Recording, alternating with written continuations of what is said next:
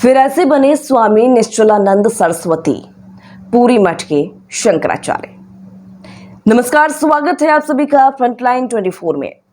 आज फ्रंटलाइन 24 की टीम आपको एक ऐसी कहानी से रूबरू कराएगी जो कहीं ना कहीं आपको सोचने में मजबूर कर देगी कि एक ऐसा शख्स जिसके बारे में हम आपको आज बताने जा रहे हैं, आज पूरी मठ का शंकराचार्य बन गया। कई बार नाम बदले, परिवार को छोड़ दिए, बाल अवस्था में उन्होंने परिवार को छोड़ दिया और साथ ही जेल जाने की भी नौबत आ गई, लेकिन अपने पद से भ्रष्ट नहीं हुए। अध्यात्म की ओर लगातार काम करते रहे और आगे बढ़ते रहे। आज एक ऐसे ही कहानी आपको हम सुनाने जा रहे हैं। मधुबनी अपनी आम जुबा, मिथिला पेंटिंग, सांस्कृतिक गतिविधि, महाकवि और राज दरबार की वजह से हमेशा सुर्खियों में रहा है। लेकिन क्या आप जानते हैं कि पूरी मठ के शंकराचार्य स्वामी निश्चलानंद सरस्वती इसी मधुबनी के रहने वाले हैं? कैसे बीता उनका बचपन, कितने दुख झेले और कैसे पहुंचे शंकराचार्य की गद्दी तक, इस कहानी को आज हमने जड़ से जानने की कोशिश की है। तो चलिए हम आपको बताते हैं स्वामी शंकराचार्य की पूरी कहानी। शंकराचार्य के गांव पहुंचने पर हमारी मुलाकात उनके पारिवारिक सदस्य और उनके रिश्ते में भाई पुनेंद्रु कुमार झा से हुई। चूंकि पुनेंद्रु एक लेखक भी हैं, इसलिए उनसे वास्तविक बातों के विषय में जानकारी ली जा सकती थी।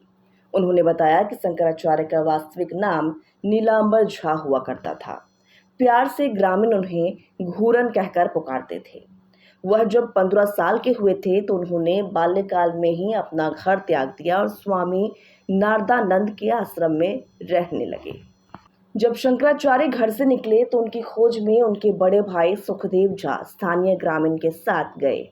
जब वो नारदानंद के आश्रम पहुंचे तो वहां उन्होंने इन्हें गाय चराते देखा। इससे वो काफी व्यथित हुए और उन्हें वापस लाने की बात करने लगे, लेकिन शंकराचार्य हठी थे और उन्होंने उनकी एक न सुनी। पुनेंद्रु बताते हैं कि आश्रम में उन्हें सूखी रोटी दी जाती थी, खाना पकाने की जिम्मेदारी भी उनके ऊपर ही थी। ऐसे में भी कभी रोटी जल जाए तो मार भी लगती थी। वर्ष 1966 का समय था जब गौवध आंदोलन के लिए देश भर से सैनानी दिल्ली कूच कर रहे थे। भारत के पूर्व प्रधानमंत्री अटल बिहारी वाजपेयी भी इस आंदोलन का हिस्सा रहे थे। प्रदर्शन के दौरान पुलिस से हुई झड़प में शंकराचार्य को पकड़ लिया गया। फिर उन्हें दिल्ली के तिहाड़ जेल में बंद कर दिया गया। नारदानंद आश्रम में उनका नाम ध्रुव चैतन्य रखा गया था। इसलिए कह सकते हैं कि ध्रुव चैतन्य से मिलने जब उनके भाई जेल पहुंचे तो उनके ललाट पर अंतर्मुखी मुस्कान थी। जेल से निकालने में उनके भाई का अहम योगदान था। उनके भाई दिल्ली में ही प्रसिद्ध आयुर्वेद चिकित्सक थे।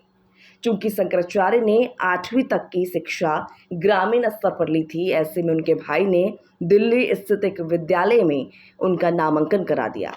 लेकिन शंकराचार्य ने जब अपनी इच्छा जाहिर की तो उनके भाई ने ही उन्हें करपात्री महाराज के आश्रम भेज दिया, जिससे उनकी शिक्षा दीक्षा अध्यात्म के क्षेत्र में बढ़ती जाए। करपात्री महाराज के गुरुकुल से उन्होंने काफी कुछ सीखा। एक बार फिर उनका नाम बदला जा चुका था।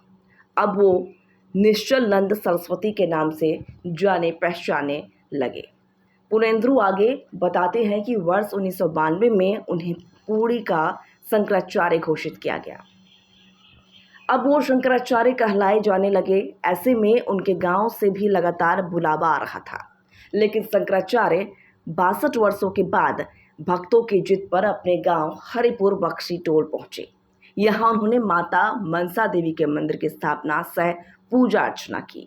ग्रामीण बताते हैं कि वो गांव में 2 दिनों तक रहे, लेकिन अपने घर नहीं गए। बागीचे में उनके लिए कुटिया बनाई गई और वो वहीं विश्राम करते थे। स्थानीय व्यक्ति उनकी इस उपलब्धि पर गर्व करते हैं। पुनेंद्रु और शंकराचार्य के साथी एक बुजुर्ग बताते हैं कि गांव की ही पहचान इससे पूर्व इलाके भर में जरूर थी, लेकिन शंकराचार्य ने इसे विश्व भर में फैला दिया। आस्थापूर्वक गांव के लोग उन्हें महादेव का स्वरूप मानते हैं।